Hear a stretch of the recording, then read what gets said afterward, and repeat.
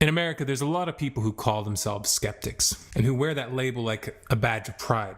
But in reality, many of these people are not real skeptics at all, and what they try to pass off as logic and intellectual objectivity is just a different flavor of blind belief. Real skepticism is a virtue. Real skepticism is an attitude of doubt, a tendency towards disbelief, a critical disposition which takes nothing for granted and which suspends judgment when faced with new information. Real skeptics question everything, especially their own assumptions. A real skeptic studies the principles of logic and first and foremost endeavors to apply those principles to themselves. These fake skeptics that I've been alluding to seem to think that the fact that they give lip service to science and don't believe in God qualifies them as rational and skeptical. But when those same people debate politics, you'll often find that they have their own variety of religion that they adhere to. Specifically, the religion of the state and a state-sponsored version of history. The ultimate threat to the religion of the state is to challenge the official version of historical events, especially when those events are recent and their interpretation is still being used to guide policy. State-sponsored history, the version touted in public schools and preached over the mainstream media, is the mythology of the state, and it is as essential to their existence as creation stories are to any religion. To question the official story, especially when that story has political consequences, is heresy. And they even have a special slur that they've invented for the heretics, one that's designed to marginalize and discredit them from a distance. They call them conspiracy theorist or extremist, occasionally adding the token left wing or right wing on the end of the slur to amplify the effect. These are ad hominem attacks, the most common and low form of logical fallacy. The ad hominem logical fallacy takes many forms, but at its essence, it comes down to drawing attention away from the logical arguments of a particular debate by placing attention on the person speaking and making that person look foolish in the eyes of the audience. This is a very effective method of winning in the eyes of an uneducated crowd, but it's sophism, the opposite of rational debate. Those who use these tactics are not appealing to your intelligence, they're appealing to your ignorance. So when you hear someone throwing around the term conspiracy theorist or conspiracy kook or any of these other kinds of slurs, be cognizant of what they're doing. Understand that the speaker is intentionally skewing the debate and attempting to use your prejudices against their opponent. This behavior is a symptom of the herd mentality. It is actually the same cult psychology that false skeptics like to attack in groups that they deride, but ignore when it rears its head in their own ranks. Now you might have noticed that I specifically pointed out Americans here. This isn't a casual reference. America stands out like no other country that I've ever encountered when it comes to this phenomenon. In the 5+ years that I've spent living abroad in the course of my life, I've observed the psychology of the people in each region. And what I've found is that even in third world countries where the level of education is absolutely abysmal, the degree of openness to new information is much higher than even what you find in university graduates in the United States. Let's just take, for example, the events of September 11th, 2001. Specifically, Building 7. Building 7 was the third building that fell in New York on that day, the one that no one talks about. Unlike the other two buildings, World Trade Center Building 7, also referred to as the Solomon Building, wasn't hit by a plane. Now, no one denies that it fell.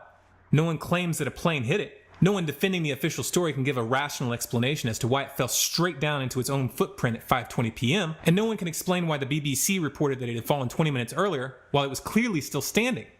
Now, more on the latest building collapse in New York. You might have heard a few moments ago I was talking about the Salomon Brothers building collapsing, and indeed it has. Apparently that's only a few hundred yards away from where the World Trade Center towers were. And it seems that this was not a result of a new attack. It was because the building had been weakened during this morning's attacks. We'll probably find out more now about that from our correspondent, Jane Stanley. Jane, what more can you tell us about the Salomon Brothers building and its collapse? Well, only really what you already know. Details are very, very sketchy. There's almost a sense downtown in New York behind me, down by the World Trade Centers, of just an area completely closed off as the rescue workers try to do their job. But this isn't the first building that has suffered as a result. We know that part of the Marriott Hotel next to the World Trade Center also collapsed as a result of this huge amount of falling debris from 110 floors of the two twin towers of the World Trade Center.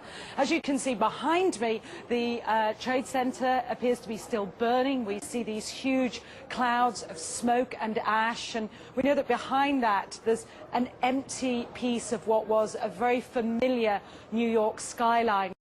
When you show this kind of evidence to the average European, The thought of attacking the person who points out the inconsistencies doesn't even cross their minds. Their reaction is usually amazement that the cover-up was so poorly executed. And not once has any European that I've ever presented this information to resorted to low-grade tactics like calling me a conspiracy theorist. Why is this? Why is it that French and Germans can look at the same information and form a rational conclusion, whereas even highly educated Americans will react emotionally before even allowing themselves to consider the evidence? Why is it that Americans get so defensive when you point to a gaping hole in the fabric of their historical mythology?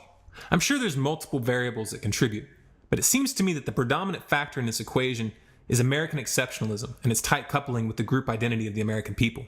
This phenomenon is present even in political factions that would never admit it openly, even in ideological groups that perceive variations of this pattern in others, but who are unable to see it in themselves. Europeans don't look at history with stars in their eyes. They were never raised to believe that their nation was the one nation that did not fall for the temptations of empire, or that their government was incapable of committing atrocities against its own people for political gain. Europeans have a more realistic sense of history, and are therefore much less shocked to see evidence that places the US government in the same category as the Third Reich. The thing is, most of what fake skeptics like to call conspiracy theory isn't theory at all. It's just historical evidence that doesn't fit the official narrative, and which may in fact indicate that the official narrative was an intentional fabrication. The absurdity is that over time documents are declassified, and events such as the Gulf of Tonkin, which for years was the realm of so-called conspiracy theory, became acknowledged as historical fact. Yes, the government lied, got you into a war, killed 58,000 Americans, and hundreds of thousands of Vietnamese. They'll tell you that now. They'll acknowledge it now, when it's too late to do anything about it. When it's too late to stop the war that lie was used to promote.